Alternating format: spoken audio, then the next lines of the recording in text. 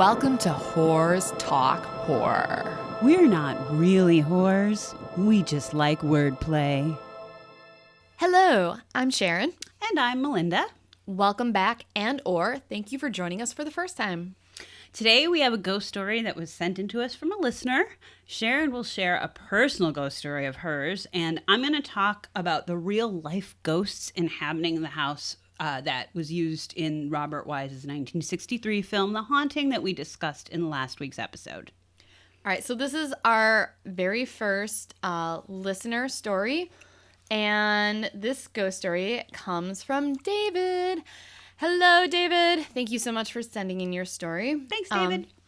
I hope I can do it justice. And there are some Scottish words / landmarks in the story that I hope I pronounce correctly. And if I don't, I apologize.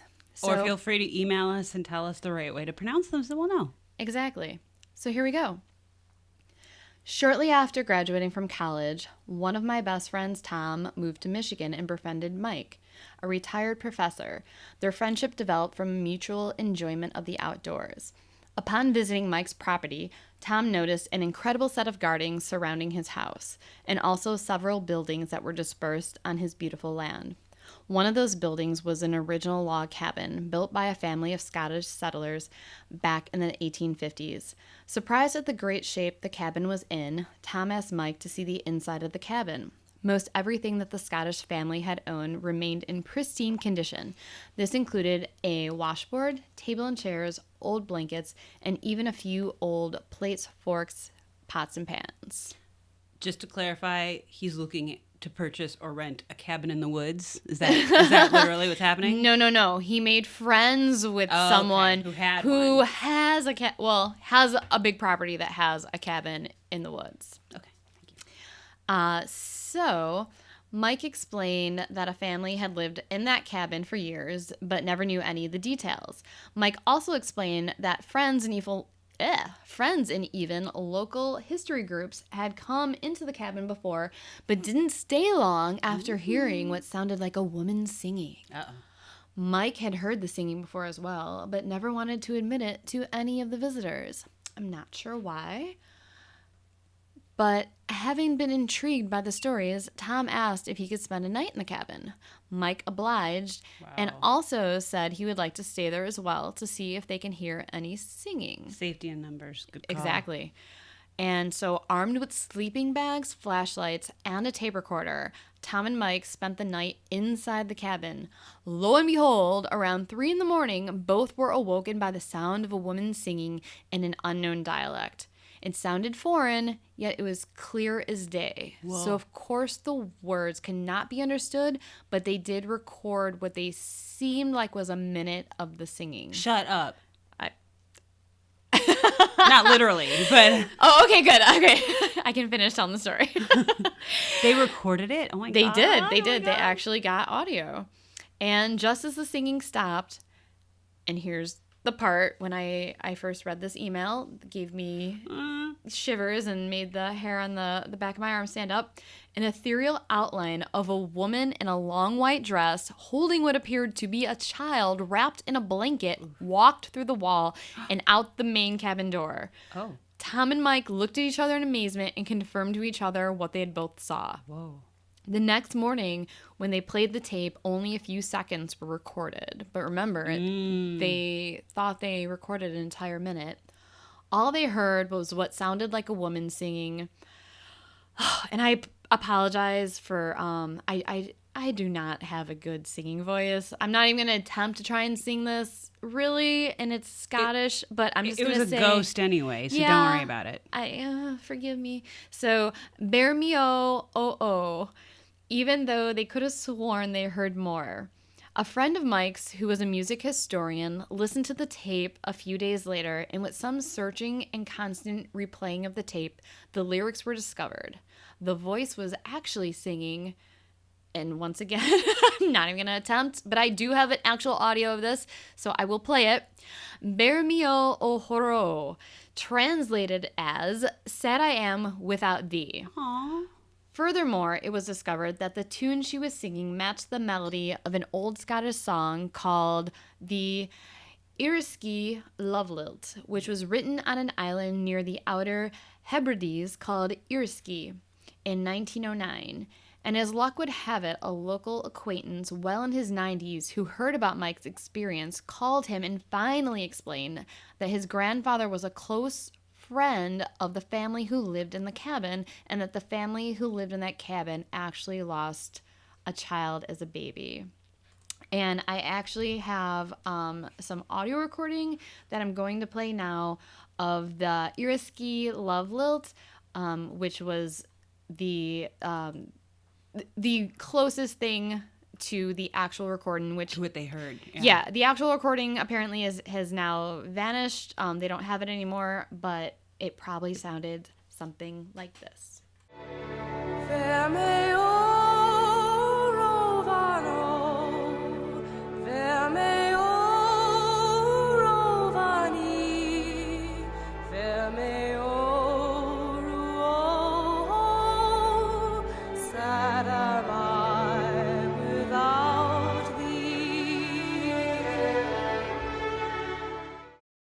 Wow. I'd love to hear that recording, like what they recorded. I know. I emailed David back, and unfortunately, he said they do not have that recording anymore. Yeah, that would be incredible to hear right now. But that's like a super straightforward, straight up story. Like, there's no, this weird thing happened and it could have been this or whatever. Like, he and his friend were sitting there, they heard something, they saw something, and then, like, there's a story even behind it straight up that matches everything. That's crazy. I know. I love ghost stories like that where it's, what else could it be? You know, if you have two people, there's no one else around, you're alone in a cabin, you hear singing. You're in a cabin in the woods. So you know some creepy shit's gonna happen. Something's gonna go down, yeah. Something's gonna go down. Yeah, and you know if both of you saw it, nothing's playing tricks on your eyes. Right. Like, nothing can play tricks on two people's eyes, or, you know, two people are not going to hallucinate the same exact vision or hallucinate the same exact sound. Yeah, I love stories like this. Yeah, so the recording that they got and what they heard themselves, it was in that other language, right? Yeah, exactly. Wow, that's crazy. That song itself is like really haunting and sad. Mm-hmm. Alone, like that would be, I would actually probably feel really sad if I like heard this haunting melody and was like, why is this woman I don't think I would be scared if I heard that. I'd be like, why is she crying? It's kind of beautiful and sad, and yeah. And David, thank you so much for sending us that story. Thank you, David. And I do want to say that the names and the location in the story have been changed to protect the identity of the people who live on this property. Sweet. So apparently the story was very popular at one time, and then the story finally died down about 10 years ago. But before that, they were getting tons of random visitors, total strangers just showing up, tourists, all asking about the singing lady, which I do not blame people for showing up and wanting to investigate that. At the same time, though, it's these people, it's their property. Like, people live there, you know, you have to respect their privacy. But David, if you want to take Mindy and I on a road trip to your friend's property and, you know, spend the night in a cabin, we would love it. So I definitely would visit. I don't know that I would stay there. I would probably stay there if I knew that, like, you'd be there with me, and I don't know you, David, but if you would be there with us too, like, the more that there's safety in numbers. Exactly. I definitely would not. At first I thought you were going to say that he stayed there by himself, and I was like, no effing way. No. Yeah, okay. I don't think I can stay at a place like that by myself. Wow. Cool. That was interesting. It was very interesting.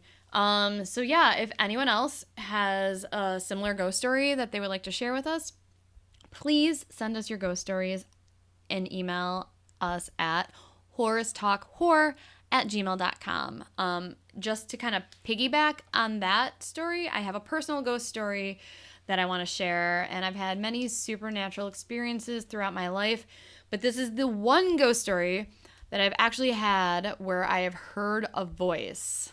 And I just want to say really quick that when Sharon told me this story a few years ago, like right after it happened, like she was legit freaked out. You pooped your pants. Well, no, I didn't exactly. At least not right there. But no, but like Sharon, like I don't know that I like you said, you've had other experiences, and we've always been like, oh, that's weird. That some weird thing happened, but you were like, no, this was so creepy. And so anyway, sorry. Yeah, Mindy used I'll to let bring you get to it. Mindy used to bring random kids from our class over to my house to be like, show them that one thing that you said did that creepy thing. Did I? I don't remember that. Yeah, I remember you brought. Like who? I remember you brought Mary Jo over to my house one time. Well, she's not random. Well, but You knew her. like you just showed up on my doorstep one day. Unannounced, and we're like barging inside like, Really? Yeah. I don't remember that. You're like, show her that picture that like moves away from your wall at night. And I was like, seriously? I haven't cleaned in so long. I actually saw something that I think like a similar type artist, because those pictures were pretty prevalent. Like at a thrift store recently, and I almost bought it for you, but I thought you'd kill me. I would have fucking bashed you in the head with it. But anyways, so this is a story from when my husband and I were on vacation in Ireland in September of 2014, and we were staying at a hotel in Galway called the Western Hotel Galway, which is near kind of the main area of Galway where all the bars and restaurants and shops are. So it's pretty boisterous area, and it was also very unseasonably warm that summer in Galway, and the hotel we were staying in had no AC or fan, so when we went to bed we had to open up the windows to get any sort of like breeze or air into the room. And we were also staying on the 3rd floor, so it made it even warmer and more uncomfortable. And there was kind of like an echo when the windows were open. You can hear a lot of the like street traffic and stuff. So around 3 a.m. one night, I was actually woken up by noise coming from the outside. There was people yelling, probably coming back from bars. And I think there was like a large like garbage can lid being dropped or whatever. Woke me up. The noise settled down, and I was laying in bed, wide awake, totally annoyed that I had been woken up because I have a really, really hard time trying to fall asleep anyways. And all of a sudden, out of nowhere, I heard this voice say, "Burn, burn, burn," coming from right next to me. So some sort of disembodied voice from either right next to me, or it even felt like it could have been right on top of me, loudly whispered those 3 words, and my blood just ran cold. And so I quickly woke up my husband. I was like, Spencer. And I was like, did you hear that? And he was like, half asleep. And he's like, heard what? I'm like, that voice. He's like, what voice? I'm like, the one that said burn, burn, burn 3 times. And he totally thought I was playing a prank on him, because oftentimes I do. I'm kind of the girl who cries wolf. But it was absolutely true this time. And I know for a fact that what I heard and the voice, it was so close. It sounded like whoever or whatever said it was in bed with us. So I'm not sure he actually totally believed me until the next day, when I was getting really upset the fact that he thought I was making it up. And needless to say, I had a really hard time falling back asleep that night. When I woke up the next morning, I decided to do a little research to see if there was ever a fire at our hotel. I couldn't find anything.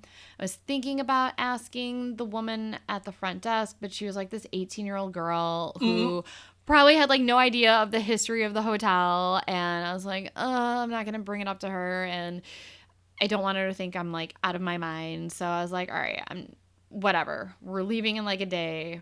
It's fine. So recently, I actually, when I was thinking about this story, I decided to do a little research now to see if I can find any evidence of a fire that ever, occurred at that hotel or in the area. And I did find that Galway actually has a long history of fires. And back in 1473, Galway was almost completely destroyed by a fire. Whoa. And after that, all the wealthy citizens of the area built lavish houses such as Lynch's Castle, and the city was rebuilt into a more planned fashion, similar to the city as it's known today. And then from 1902 to 1971, there were 12 large fires Whoa. in the city. And the most famous one, I guess, would be the McDonough fire. And it was definitely the most devastating fire that occurred during that century. It was an accidental fire that began in Thomas McDonough's and Sons department store. The blaze moved through the McDonough's timber yards and other stores at Merchants Road before spreading to the National Bank in the corner of Erie Square, or Erie. I'm sorry if I'm pronouncing that wrong. But the fire destroyed another timber yard and another department store, and then moved into Williamsgate Street, destroyed ton of like what you would know now as like the main like downtown kind of strip of Galway with like all the bars and stuff. And all the warehouses and stores were storing flammable material such as timber. There was 5,000 tons of coal and paint, which encouraged the fire to continue to blaze and smolder for 24 hours after the main fire was put out. And then fire brigades came from many different counties in the nearby area to help put out the flames. And it's reported that it took 6 hours and 100 firemen from 16 brigades to put out the main fire. And then I looked at a map to compare where some of the fire took place to where we stayed. And most of, Erie Square is actually just a couple hundred meters away from the hotel that we stayed in. And I'm not sure if this fire in 1971 or, you know, the big fire that burned down the city back in 1473 had anything to do with what I heard that night. But after reading that there was a fire so close to the hotel that we stayed in, gave me goosebumps when I read it. And it just kind of validated that what I heard was real. I was going to say, in terms of like which fire did it, you can kind of just take your pick. I had no idea about Galway. That's a lot of devastation. Yeah. And it's, I mean, wow. It's not a huge city. So, yeah. I mean, a lot of the other fires did take place either like outside city limits or like much further away from where we stayed.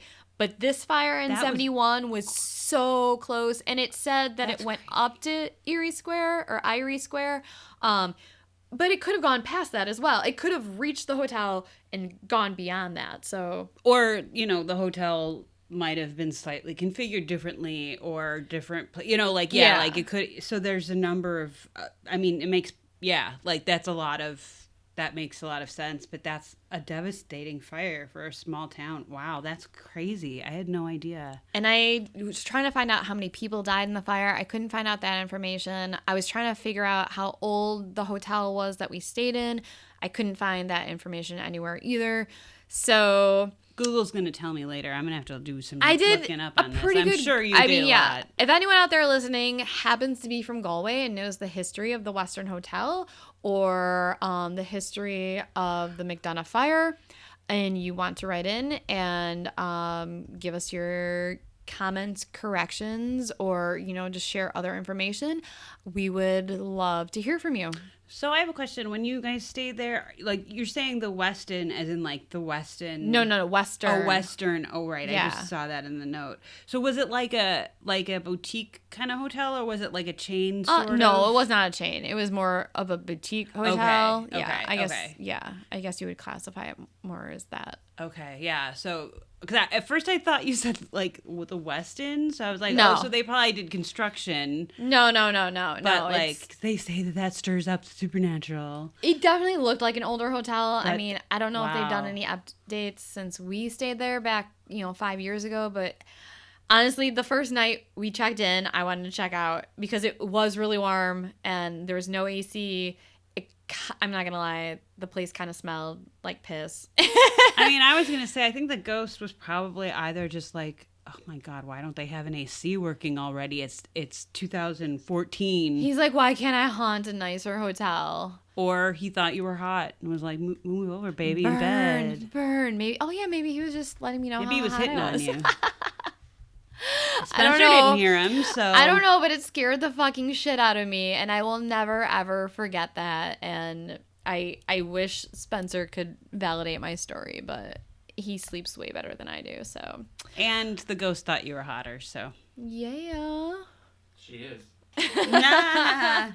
That's cool though, because I didn't know that. Obviously, I know you just did this research, but I didn't know all of that about the fires around that area. So, but I just know that when you related that story to me the first time, you were legit scared as hell. Are you trying to say that the public schools on the southwest side of Chicago did not teach you about Galway history? Not really. This is why the education system in this country sucks. All right. That's why we're doing this podcast, to change the world and educate people. To educate people about the history of fires around the world. Well, not the fire part so much, but speaking of history, last week we talked about our memories of like seeing our first scary movies. And I talked about the Robert Wise's 1963 masterpiece film, The Haunting, based on the book by Shirley Jackson called The Haunting of Hill House. In the film, Hill House, the haunted house, is kind of a character all of its own. And you know what? It's a real house.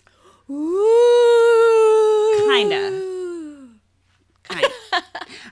Kinda. The exterior shots were filmed at Ettington Park, and this is from Wikipedia, an English mansion located to the southwest of the village of Ettington, just north of the hamlet of Newbold on Stour, and is set in 40 acres passed by the river Stow.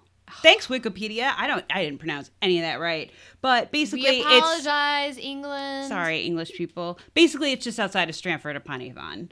And now it's a big resort. But I have a goal. You bet your sweet dupa that I'm going to stay there someday, because it was a mansion originally, and over the years has been various iterations of a hotel, but now it's like a big resort. And how awesome would that be? You want to stay at Hill House with me? The real Hill House? I would love to stay at the real Hill House with you. And also, shout out to our grandmas, our Polish grandmothers. Dupa! Did you like the use of our word, or Mindy's word, dupa?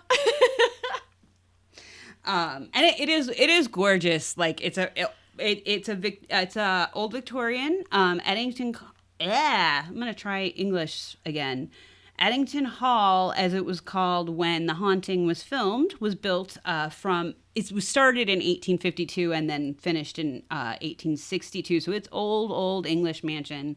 It's a neo-Gothic style and is considered in quotes, air quotes, the most important and impressive high Victorian house in the country. Of course, that country again being England. Shout out to Wikipedia. But so for The Haunting, actually, Ettington was only used for the exterior shots. And just fun fact, trivia film that I like. The interior shots were filmed on sets that were recreated by set designers and not shot in Ettington. But if you see pictures of Ettington, like online, even now, this is massively impressive because the set designers did a bang-up job of recreating what literally the inside of the house looks like, including when you walk in, or I guess if I were to walk in the film, when Eleanor walks in, the first thing you see is a major grand staircase, and that's real. And they actually built a set that like recreated that. So I just find that to be really very, very impressive. I would say that's one of the best things about the movie is the set design. Oh, there's so much, but we'll be here. That's for a longer Don't podcast get, yeah, episode. I won't get you started. But it was probably a good thing that they actually built these sets and filmed off-site, because as Mrs. Dudley, Hill House's caretaker, would say in the film, they wouldn't want to be filming on that staircase, especially in the night, in the dark. That's her infamous line, because Ettington Mansion, of course, is rumored to have ghosts of its own. It's an old English mansion. What do you expect, I guess? But the building was a hotel 50 years ago, But I think it opened and closed a few times throughout the years because I know that I was able to get online and actually get a brochure from them like in 2010. And now they seem to have changed websites and they seem to be going for more of like the resort vibe when we find them online. But if you Google Ettington Park or Ettington Mansion, it's just gorgeous and expanse. It's huge. But there are various online blogs and stories about the house. And a few years ago, I fell down an internet rabbit hole where employees of the hotel would talk about some of the more, I want to say, infamous hauntings, which I'm going to get to. And apparently there was at some point a book that they, like a journal that they kept at the hotel for visitors to like write down any encounters they had or scary stories.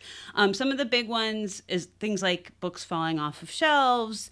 There's this gray lady that apparently is seen just throughout, kind of walking around. No, nothing that I've heard of is too vicious or like angry, but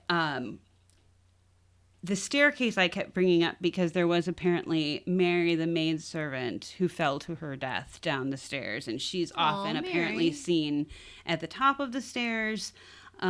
Like I said, though, but I think I'm not able to find a lot of this info online anymore, and I think that like the owners now are like trying to go for like it's a resort kind of thing. But luckily, you won't get murdered in your sleep by a specter. You can go to creepyghoststories.com though, and they have cool pictures, but they do relate most of the history. I think they do ghost tours of the hotel. But I'd rather just stay there. But some of there's a curse that's involved with the book, St. Rowan's Well, which it was a book that was old and raggedy and would not stay on the hotel's library shelf and would fall open to the same page time and time again, despite the fact that the spine is not worn in this place. What page does it open to? What does it say? A phrase that just reads, "A merry place, 'tis said, in days of yore, but something ails it now. The place is cursed." Oh my God. Yeah. The Gray Lady, actually, if there was one to be, I guess, malicious, they've said the Gray Lady is the most persistent. And she's the one that I've actually heard about a lot.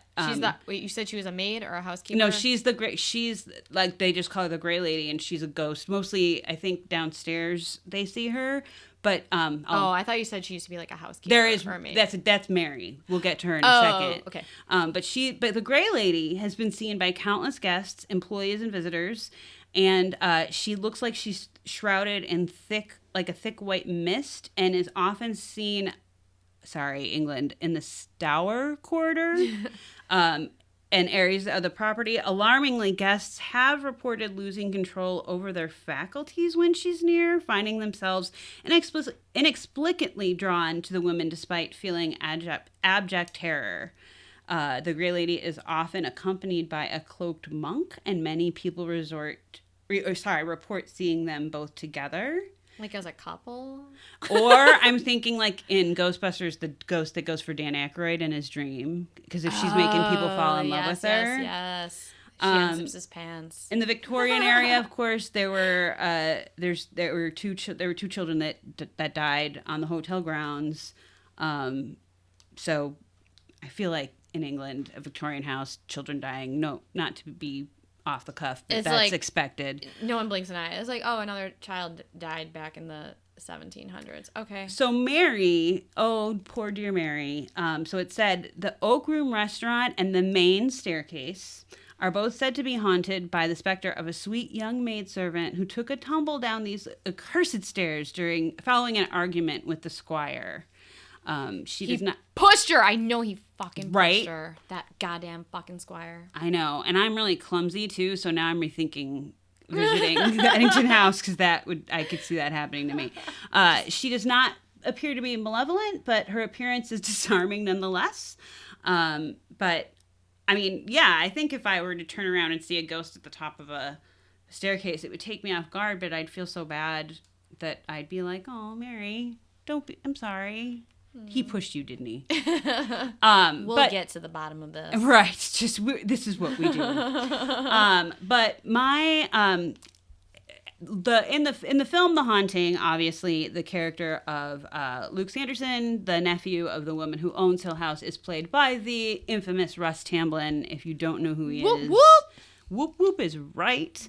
Dr. He Jacoby. is an old school actor who is frankly one of my heroes, because I've been watching him in movies since I was 3 years old. But he was in West Side Story. He's the leader of the Jets. He was in The Haunting, obviously. Seven Brides for Seven Brothers, classic actor. And then, as Sharon mentioned, in one of our favorite shows, if not our favorite show. Our favorite show. Twin Peaks, he is Dr. Jacoby. So he gets around. He gets around, and his daughter is the incredible feminist writer Amber Tamblyn. And so he, as I mentioned, when The Haunting was filmed, they used Ettington House for the exterior shots, and in a 20th, I think, anniversary DVD, he tells this story in the commentary, but there was an article that Susan King wrote in 2013 for the LA Times when Tamblyn was at an event celebrating the film turning 50 years old, which, like, my God, that just sounds so old. But I guess it is. Anyway. 50 years young. 50 years young. Tamblyn did admit that he had a close encounter with a ghostly kind during production. Like I said, the building was served as the exterior shot, so the cast and crew spent some time at the hotel. And one night they were shooting they had an evening shoot, and because of the night shooting, the cast and crew actually spent the evening at the hotel. Tamblyn had finished his scenes and was in his room trying to get some sleep. Because the lights and noise from filming were keeping him awake, he said he decided to check out the cemetery at the back of the hotel. Oh yeah, P.S. There's a cemetery at the back of the hotel. When I heard him tell this on the DVD, he said that it was so dark that he was walking, and I'm paraphrasing, Mr. Tamblyn, I apologize, but I am paraphrasing. But he was basically walking, so like the house was behind him, and walking out to the graveyard, but it was like pitch black where he was. He said when he got close to the graveyard, and this is his quote, "I had this experience where all of a sudden I felt like someone took a brick of ice and put it on the back of my neck. I just took off, practically running back down the pathway to the house into my room," which I would probably do the same. Mm-hmm. I just would also like to add that Sharon and I and Spencer had the honor and privilege of meeting Mr. Russ Tamblyn at David Lynch's Festival of Disruption this past fall in LA, and I actually got to we all did, but I got to sit next to him and talk to him, and he is basically like, when you want to meet your hero and you really hope they're not going to suck, like, he exceeded it. He was just fantastic. He was wonderful. And I straight up fangirled out about The Haunting. And which we'll talk about this at some other time, but there is a Netflix revival sort of show that happened. And he was like, "Well, are you going to watch the Netflix movie?" And I was like, "Well, I don't know." And he was like, "Well, I have a cameo." Miniseries, not movie. Oh, sorry, miniseries, yes. But he was like, "Yeah, you should watch it. It's pretty good." And I was like, "Well, I don't know if I'm going to watch it." And he was like, "Well, I have a cameo in it." And I was like, "Well, see, you should have started with that." And that made him laugh. So I was like, score. But then I had to mention that my mom is who essentially introduced me to The Haunting. And she was also a huge fan and is a huge fan and loves West Side Story. And long story short, he was like, "Oh, you sweetheart." And he kissed me on the cheek. And I still to this day, I can't believe that's how I feel. Obviously, words failed me just now. And my favorite part of that is Spencer took a candid photo of Russ Tamblyn kissing her on the cheek, and Mindy had no idea we took this photo, and we gave it to her, and she posted it on Facebook. And because of the angle of the photo, one of her friends commented on it and was like, "Oh my God, are you straight up making out with Russ Tamblyn?" Yeah, she was like, are you making out with Russ Tamblyn? Because I fully support that if you are. But no, for real, he's amazing. But his wife was right there. Who was lovely. She was not making out with Russ Hamlin. I was even though not. She probably wanted to. But Russ Tamblyn was really great, and I did have the chance to say to him, no matter what, you will always be my Luke Sanderson. And he giggled, and he has said since that initially he actually didn't want to make the movie, but because he had the contract with MGM from West Side Story, he could have gotten dropped. So then he's since said this is one of his favorite movies that he's ever made. Aw, I love that story. No, but for real, like that was such an honor to meet him, and for him, like he's great, and I love that he had a ghost story, and naturally meeting him, gushing the whole time. Did I ask him about the ghost story? Not once. No, but you know what? It's fine. He's told it a few times. You remembered your name though. That's what's important. Dude, I did not start. I was so proud of myself compared to other times I've met people I've been excited about. I was a cool cucumber, and then I walked away and started like jumping up and down in a corner. But all right, so that's Ettington Park. Thank you so much, and that was very, very interesting.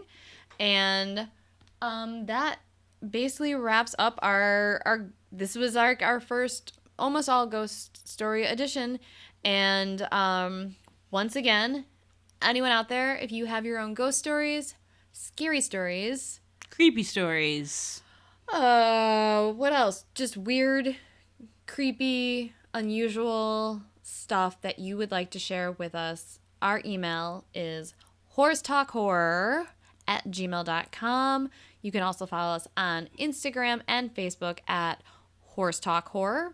And on Twitter, you can find us at whoresHorror. That's the H. No, I always do it wrong, and now I'm confusing everybody. It's the W and then the H. W word first, then the H word. And yeah, I hope you guys continue to listen to us because we don't know what episode we're going to have next, but we are working on a few things. We plan to have some guests on as well. We are going to interview someone who is an indigo child and talk to them about that. Which I didn't even know what that was until like an hour ago, and I'm really excited about this. So Mindy has some research to do. Also, we are hoping to talk to an actress who has been in Killer Couples. Oh, can't wait. And she is now filming a horror movie, not a porno. And we are hoping to talk to her as well. And also, there might be a ghost hunter that we are able to interview in the future. Yeah. That sounds interesting. I would want to stick around for that. I got some surprises for you. So yeah, continue to listen, and we thank you so much.